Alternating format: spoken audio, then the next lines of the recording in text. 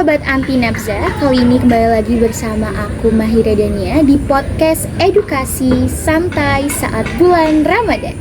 Kali ini kita akan membahas mengenai narkotika, psikotropika, dan juga zat adiktif lainnya.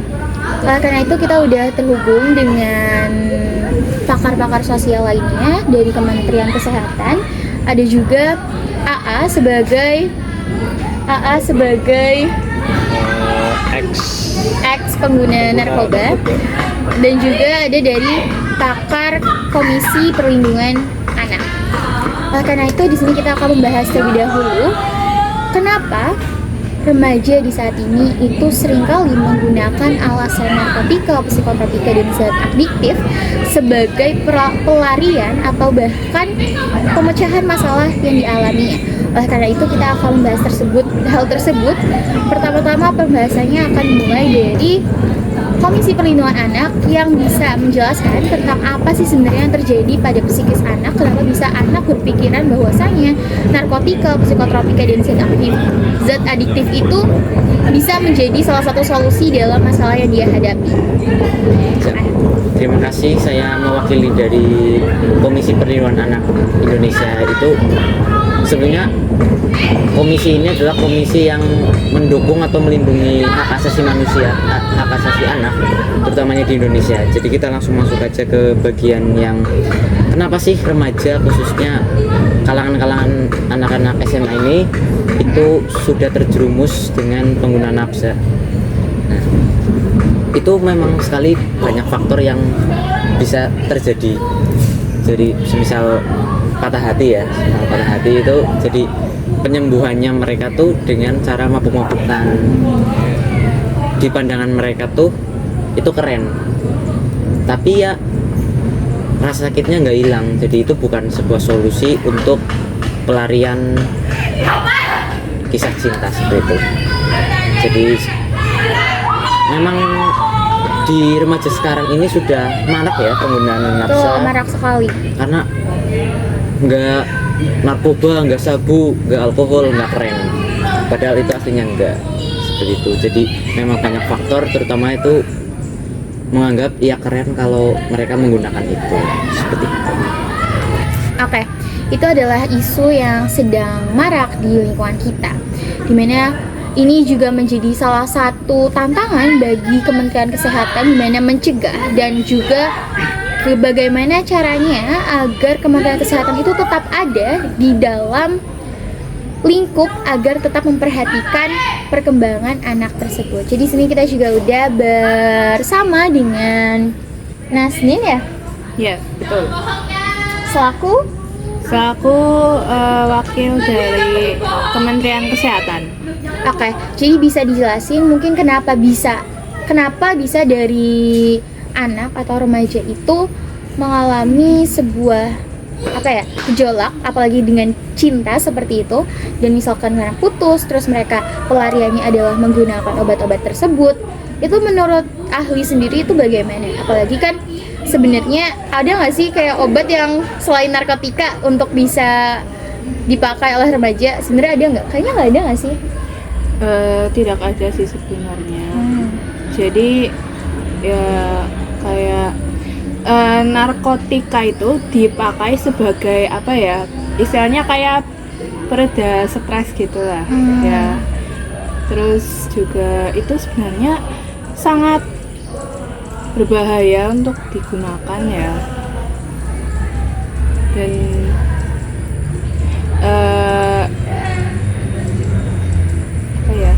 tidak pantas gitu.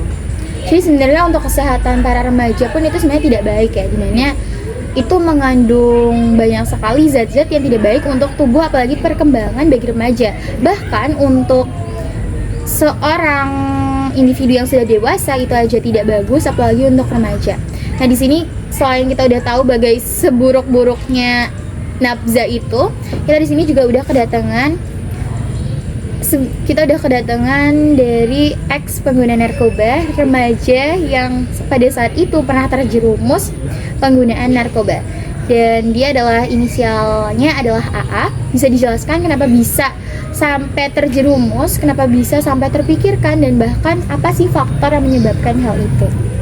Ya, izin menjawab. Jadi dulu itu karena pergaulan.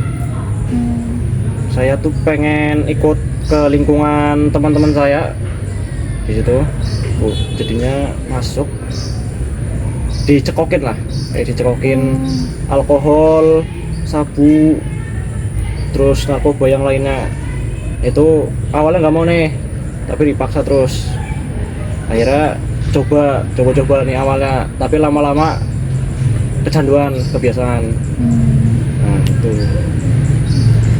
Berarti itu kejadiannya saat umur berapa tuh kalau boleh tahu? Itu umur 10 tahun. ya. 10 tahun. Kalau boleh tahu, kenapa bisa selain dicekokin itu oleh siapa? Maksudnya kan 10 tahun masih sangat muda ya. Masih. Itu SD atau SD kelas 5 atau 4 kali ya. Kok bisa seorang remaja, bukan remaja bahkan masih bilang anak-anak dapat akses hal tersebut? Itu awalnya dari kakak kelas. Kakak kelas 6. Kelas 6. Ya. Selain itu apakah ada lagi kayak mungkin kamu gara-gara udah dicokokin terus jadinya kan kelanjutan gitu kan? Kelanjutan. Itu abis itu kamu nyarinya tuh kemana? Karena kan pelariannya kamu kan udah kecanduan, kamu mencarinya kan? Nah itu nyarinya dari kakak kelas juga ada dulu deket banget, buat nyari narkobanya. Oh berarti kamu tuh kayak berlangganan gitu Ya, ke kelasnya? berlangganan. Oke, terima kasih ya Al sudah mau menceritakan pengalamannya. Sebenarnya bukan pengalaman ya, lebih ke cerita kilas balik pada saat remaja, pada saat anak-anak. Oke, sekarang karena kita sudah mendengarkan ceritanya, ini berkaitan banget dengan Komisi Perlindungan Anak.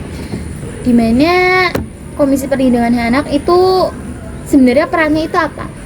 Jadi kami ingin menanyakan hal tersebut kepada Komisi Perlindungan Anak, perwakilan Komisi Perlindungan Anak. Sebenarnya apa tugas dari Komisi Perlindungan Anak untuk menghadapi isu-isu yang bahkan sampai sekarang, bukan hanya di zaman dulu ya, sampai sekarang itu hype di kalangan masyarakat. Oke, sebelumnya saya ini mau tanya dulu ke kamu ya, sebagai mantan pengguna nafsa-nafsa itu. Jadi waktu kamu udah mengetahui atau dipaksa pertama kalinya nih sama kakak kelasmu atau malah teman kelasmu itu, apa yang kamu lakukan, apa yang kamu rasakan itu? Karena kenapa kamu nggak melakukan pengaduan atau melakukan laporan kepada orang-orang sekitar? Karena memang fungsi dari Komisi Perlindungan Anak ini adalah menerima aduan-aduan untuk seperti apa kasus-kasus kekerasan pada anak seperti itu. Nah dulu ini aku ya dipaksa udah nggak mau, udah pergi kayak kelas, balik kelas, tapi Dihantuin terus gitu. Iya dihantuin terus. Nah pas itu mau lapor ke guru tapi diancam. Oh, Nah itu makanya memang masih takut lah kalau diancam dulu. masih jadi PR kita untuk saling terbuka satu sama lain dulu ya.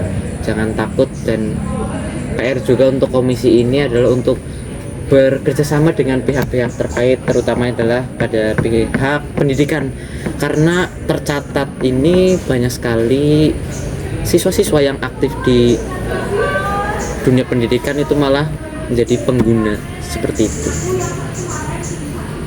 Jadi sebenarnya kalau dari Komisi Perlindungan Anak udah ada gerakan gitu ya? Betul kali. Seperti sosialisasi gitu. Sosialisasi. Oke, sebenarnya kamu itu karena ketakutan hal tersebut, itu emang kamu jadi nggak berani gitu ya? Jadi kayak ketika sudah dicokokin jadi malah rasanya kayak gini dan malah kecanduan, dan bahkan jadinya tidak melaporkan hal tersebut karena ketika sudah menggunakan ya terjerumus, tidak bisa apa ya, kayak istilahnya mungkin hilang akal seperti itu. Oke, kalau misalkan nih kembali lagi ke komisi, masih di Komisi Perlindungan Anak, untuk hal tersebut sebenarnya Komisi Perlindungan Anak itu tugasnya mencegah dari anak-anak umur balita atau bagaimana ya, karena sekarang itu juga udah ada yang namanya balita dicekokin narkoboy. Tuh, itu kalau misalkan dari Komisi Perlindungan Anak sebetulnya apakah sudah melakukan pendampingan untuk orang tua yang menikah, karena notabene-nya biasanya itu adalah orang tuanya yang memberikan narkoba agar apa? Agar anaknya diam dan tidak menangis. Itu kan kayak udah loh, padahal dia menikah gitu kan, dan orang tuanya sendiri yang mencekokkan narkoboy ke bayinya. Tuh. Jadi dari Komisi Perlindungan Anak ini sudah bekerja sama langsung dengan BNN. Jadi langsung ke badannya narkotika itu. Jadi kita sudah melakukan berbagai cara, berbagai kegiatan untuk menyadarkan masyarakat sekitar betapa bahayanya napsa ini. Jadi tujuannya berkolaborasi dengan BNN ini adalah seperti untuk peningkatan efektivitas pengawasan. Jadi kita langsung bekerja bersama pakar yang ahli tentang narkotika seperti itu. Oke, terima kasih. Di sini sayang banget, seharusnya itu kami juga menghadirkan pakar sosial dari Kementerian Sosial, tapi dikarenakan beliau sedang berhalangan, jadi kami hanya menghadirkan salah satu mantan pengguna narkoba, terus juga dari Komisi Perlindungan Anak dan juga Kementerian Kesehatan, wakil Kementerian Kesehatan. Oke, berhubungan dengan hal tersebut dari kesehatan sendiri ya, kita beralih ke bagaimana dari Kementerian Kesehatan ini menindaklanjuti penyebaran dari narkoba sendiri. Karena kalau misalkan dari segi kesehatan sebenarnya narkoba itu diperbolehkan ya, tapi dalam dosis yang kecil, dan itu dipakainya untuk kesehatan ya di rumah sakit dan sebagainya, kesehatan medis, betul. Tapi kenapa ya kayak ada juga yang sengaja menggunakan narkoba tersebut dari rumah sakit sebagai kayak susah tidur dan sebagainya, tapi dalam dosis yang sangatlah banyak gitu. Itu kan juga kadang tuh ada tuh yang kayak remaja-remaja sengaja ke rumah sakit, aduh nggak bisa tidur, jadinya malah kebablasan, bukannya diobatin secara kesehatan yang tradisional ya, tapi malah dikasih itu dan pada akhirnya kecanduan. Sebenarnya itu gimana? Jadi fungsi asli kayak narkotika gitu kan sebenarnya untuk apa ya, kayak untuk ya tadi contohnya tadi meredakan stres, terus alkohol juga itu sebenarnya apa ya, hanya untuk menghangatkan tubuh. Ya, tapi ini apa, terutama remaja di bawah umur itu malah terlalu banyak menggunakan ya. Jadi sebenarnya itu malah jadi mudah diakses oleh para remaja ya. Iya.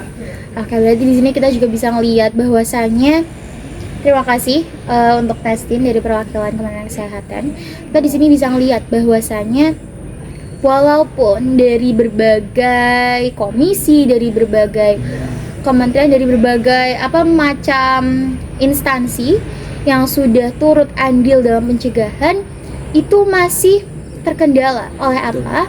Terkendalanya adalah oleh bagaimana masyarakat kita dan juga diri kita sendiri yang berada di lingkungan menanggapi hal tersebut, merespon adanya narkotika yang seharusnya digunakan dengan hal yang lebih baik tapi malah digunakan menjadi buruk. Itu kan berarti dari lingkungan kita sendiri, dimana aku pengen juga ngajak teman-teman untuk istilahnya sadar akan hal tersebut, bahwasanya narkotika, psikotropika dan zat adiktif lainnya itu sebenarnya nggak baik guys. Jadi kayak mau dalam segi apapun yang berlebihan itu tidak baik, seperti itu. Kalau misalkan kalian sering lihat juga ya, kayak alkohol di berbagai negara itu sebenarnya diperbolehkan karena mereka pun secara individual itu lebih negaranya liberal, betul sekali liberal. Dimana juga kayak tidak ada peraturan-peraturan yang terlalu mengindividu ya, ketat untuk individunya gitu kan. Sedangkan kita kan di Indonesia, dimana sebenarnya sudah ada peraturan dan seharusnya kita itu lebih aware terhadap peraturan tersebut, harus lebih sadar dan tanggap akan pencegahan ataupun merespon di lingkungan kita sendiri. Contohnya nih, kayak AA, mantan pengguna ini masih kecil, umur 10 tahun, bahkan akhirnya dia dilakukan pembinaan oleh Komisi Perlindungan Anak kan? Betul sekali, karena Betul. mediasi sengketa itu namanya, kayak rehabilitasi medis pikiran atau batin. Betul, karena waktu itu masalahnya itu karena apa sih sebenarnya? Tapi karena kecanduannya itu karena emang dicokokin doang gitu ya? Ya dicekokin sampai 3 kali langsung. Itu seberapa ya? Itu 3 kilo. Bukan 3 kilo, bukan 3 kilo. Bukan 3 kilo. Saya kira 3 kilo itu kan kayak dari badan Komisi Perlindungan Anak. 3 kilo marem banget ya anak itu ya. Udah nggak usah dilindungin nih berarti dia. Udah kuat. Enggak. Bercanda. Lanjut. Oke, berarti waktu itu tuh orang tua sadar apa enggak akan hal tersebut? Jadi kayak kamu nggak fokus, kamu gimana gitu di sekolah? Belum. Masih? Belum. Orang tua itu sadar waktu saya umur SMP. 13, masuk SMP 13. Ya. Bukan, SMP kelas 3. Kelas 9, kelas 3. Waktu mau foto ijazah baru ketahuan ya. Baru ketahuan. Karena apa tuh faktornya? Apakah kayak kamu kok jadi semakin lama semakin apa gitu sifat kamu, karakter kamu hingga orang tua kamu tuh sadar dan melaporkannya kepada Komisi Perlindungan Anak? Itu waktu dilihat dari mukanya tuh udah kayak semakin itu ya, gitu lah. semakin aneh ya. Iya. Ya. Terus juga dari cara jalannya tuh Ngelantur. udah beda, ngelantur banget, lemes. Berarti itu udah jeda berapa tahun tuh? Kayak sekitar 2-3 tahun gitu kan ya? 2-3 tahun. Kalau dari kamu sendiri itu penggunaannya dalam 1 tahun sering atau gimana? Karena aksesnya itu ya, aksesnya tuh di dalam sekolah guys, bayangin. Dalam sekolah, saya pun kayak oh my god, sebagai moderator ya di sini saya juga dapat pengalaman baru, cerita-cerita baru dari kamu. Tuh, kamu itu gimana itu? Dapatnya Ya, dari temen. berapa? Kayak konsumsinya sering berarti? Enggak ya, jarang. Tapi jadinya emang kecanduan. Ya. Kadangan juga sering. Kalau sering itu biasanya seminggu 4 kali lah. 4 kali pakai. Itu macam-macam. Kayak Macam-macam. mungkin kadang kamu pakai A, B, C. iya, lem gitu. Itu termasuk juga kan zat Termasuk. adiktif lainnya. Dan kamu menggunakan hal tersebut. Yes. Untuk berarti sekarang kamu berada berapa nih? 21 ya, 21. Berarti dilaporkannya itu pada saat umur 14 tahun ke Komisi Perlindungan Anak. Pada saat itu dia masih sekolah guys, bisa dibayangkan dia masih sekolah.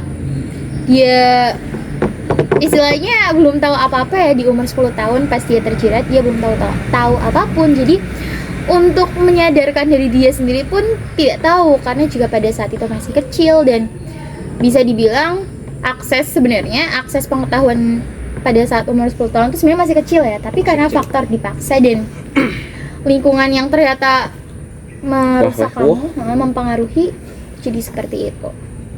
Oke, terima kasih. Kalau misalkan dari Komisi Perlindungan Anak ada yang ingin disampaikan lagi? Dari Komisi Perlindungan Anak ini ingin menyampaikan beberapa hal. Yang pertama itu hindari terlebih dahulu. Itu yang pertama, kita harus hindari. Lalu yang kedua itu, jika memang kamu sudah terjerumus ke situ, jangan sesali. Tapi kita ambil sisi positif atau solusi terbaiknya terlebih dahulu.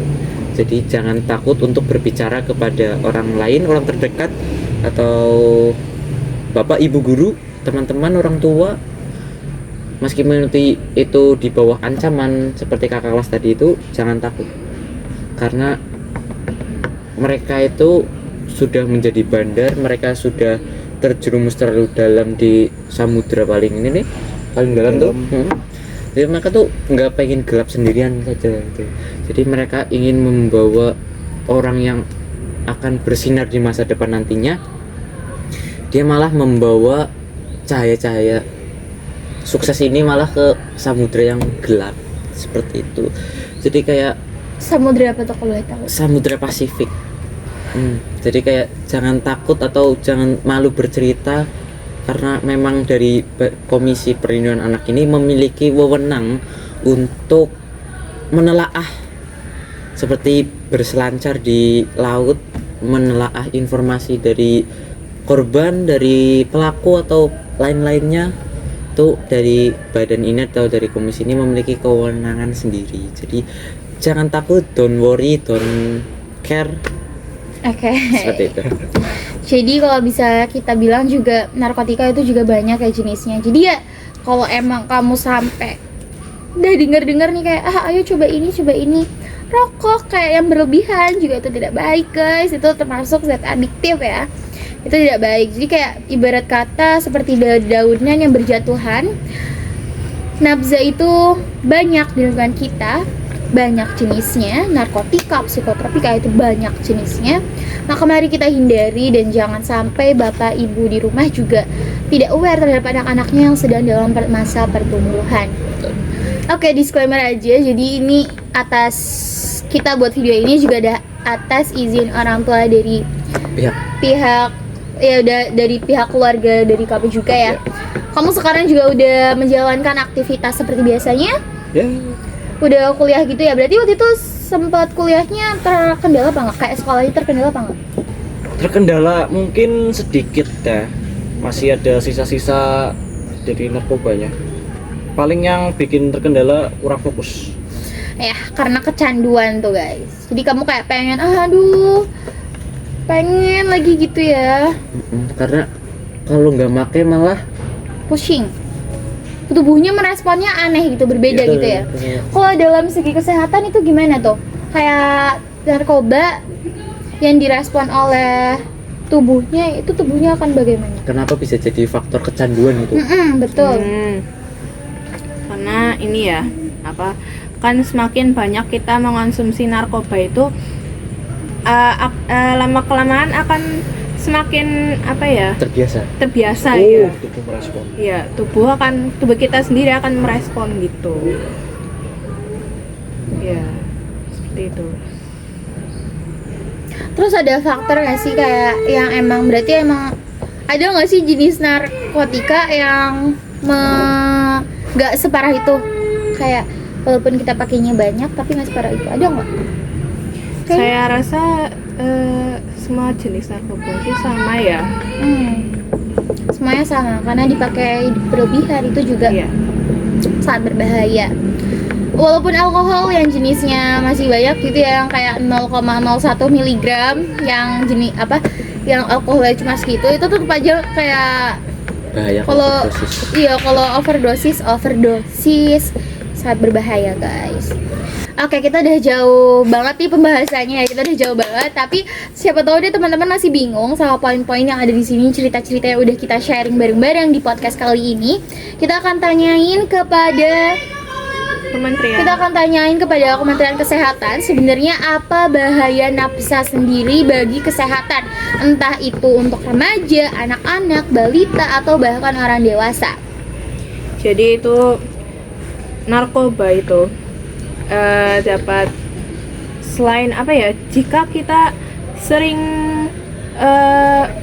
menggunakan ya, nanti organ kita tuh jadi Rusak. Iya, rusak ya.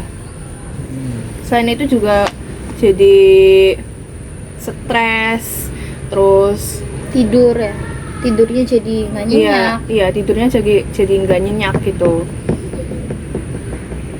Ya. Ada lagi nggak kayak yang misalkan apa gitu belum diketahui?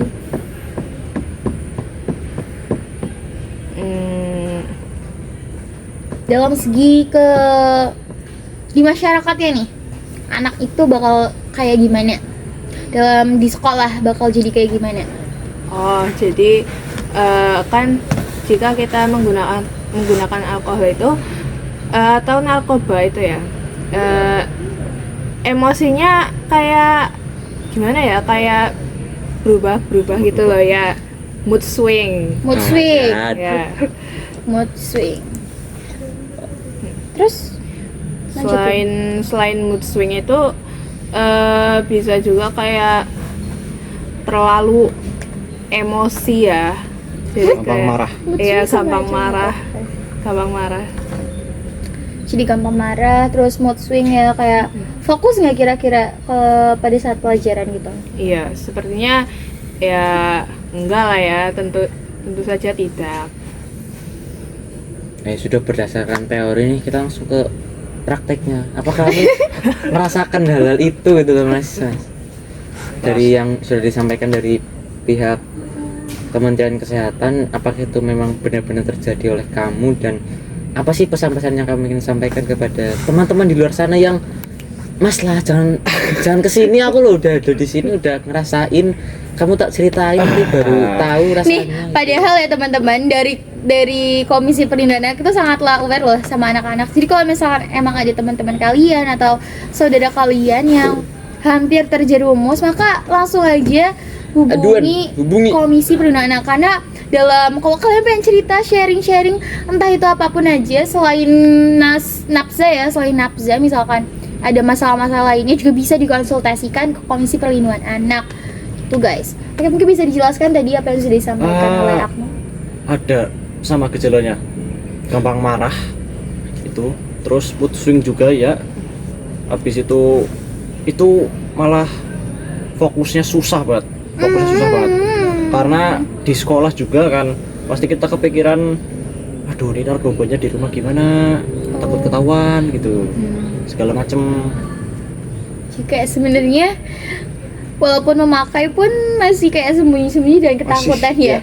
Jadi sebenarnya walaupun narkoba itu digunakan untuk sebagai luapan sesaat ya, emang hanya sesaat gitu guys. Jadi emang nggak permanen. Kalau emang kalian ada masalah, ada sebuah kejadian yang emang butuh dampingan, maka ya selesaikan dengan sebagaimana mestinya, dengan hal normal yang bisa diterima di lingkungan masyarakat juga dan diri kita sendiri. Karena pertama itu merugikan diri kita sendiri, kedua merugikan masyarakat luas karena kita tidak bisa berkomunikasi dengan baik, mungkin ya bisa dibilang kayak gitu, dan mungkin tidak aktif di lingkungan masyarakat seperti itu. Oke, karena kita udah lama banget nih ngobrol-ngobrolnya, sebagai penutup kita akan tanya kesimpulan dari perwakilan Kementerian Kesehatan ataupun dari perwakilan Komisi Perlindungan Anak. Dan dari Komisi Perlindungan Anak bisa menyampaikannya pertama terlebih dahulu. Jadi kesimpulan buat teman-teman, buat ayah, ibu, ibunda, ayahanda ataupun orang-orang sekitar itu jangan sekali menganggap remeh persoalan nafsu ini, karena memang dampak kepada anaknya itu sangatlah besar, karena dimana anak ini adalah sedang proses pertumbuhan, mereka sedang mencari hal-hal yang mereka suka dan lain sebagainya.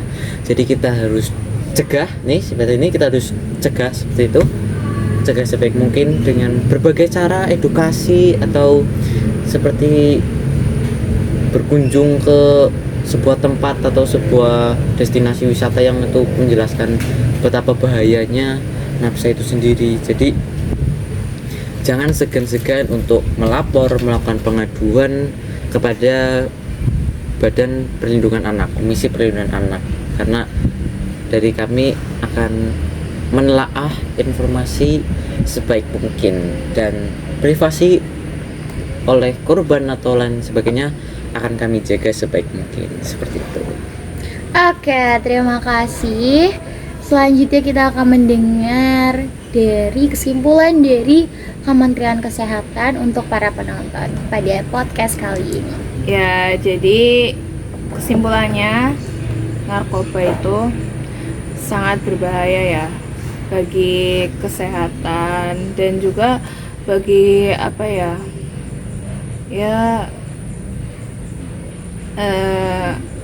diri sendiri lah, maksudnya kayak Banyak hal negatif gitu ya. banyak sekali hal negatif ya. Untuk kesehatan, untuk ya berbagai macam kita nanti akan hidup di bumi ini, di lingkungan kita. Seperti itu. Oke, terima kasih atas kesimpulan dari Komisi Perlindungan Anak dan juga perwakilan dari Kementerian Kesehatan. Selanjutnya kita untuk menutup, kita akan mendengarkan pesan singkat dari ex pengguna narkoboy atau narkotika, psikotropika dan zat adiktif lainnya dengan AA. Ayo, silakan. Pesan singkatnya itu jangan coba-coba, karena kalau kamu udah masuk terus jerumus ke narkoba itu bakal susah keluar. Oke, terima kasih. Narkoba itu banyak variannya, seperti manusia yang banyak sifatnya. Sekian podcast kita pada hari ini. Wassalamualaikum warahmatullahi wabarakatuh. Ini transisi YouTuber tahun 2014. Emang seru banget.